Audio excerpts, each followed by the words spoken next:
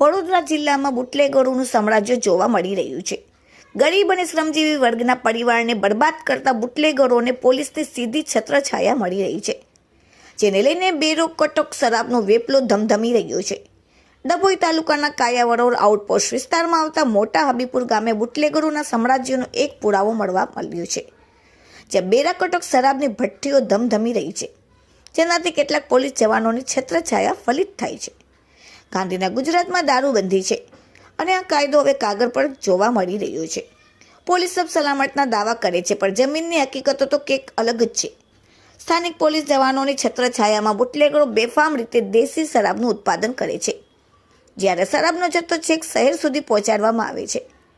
મોટા હબીપુરા ગામે ગોચર વિસ્તારમાં એક શરાબની ભઠ્ઠી ખુલ્લેઆમ ધમધમી રહી છે, જેના પુરાવા તસવીર સહિત અહીં રજૂ કરીએ છીએ. બુટલેગરની હિંમત જોઈએ તો સ્પષ્ટ દેખાય છે કે તેને સ્થાનિક પોલીસની ધાક રહી નથી.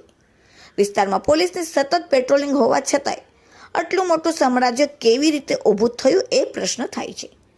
તાજેતરમાં વરાણમાં પોલીસ મથકની હદમાં રતનપુર ગામે સ્ટેટ વિજિલન્સના દરોડામાં 2 જવાબદાર પોલીસ કર્મચારીઓને સસ્પેન્ડ કરવામાં આવ્યા હતા. વિજિલન્સ જ્યારે દરોડા પાડે ત્યારે ઉપલા અધિકારીઓ કાર્યવાહી કરે છે. જોકે જ્યાં સુધી વિજિલન્સ દરોડા ન પડે ત્યાં સુધી જિલ્લા પોલીસ વિભાગ કેમ કાર્યવાહી કરતું નથી.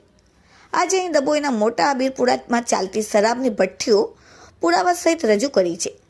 હવે જોવાનું એ રહે છે કે પોલીસ બુટલેગર વિરુદ્ધ આ દેખાતા પૂરતો ગુનો નોંધી ફક્ત કાગળો કરશે કે પછી આવા વેપલાને છવડનાર જવાબદાર પોલીસ કર્મચારી સામે શિક્ષાત્મક પગલાં લેશે. Bureau report, advent of Gujarat news.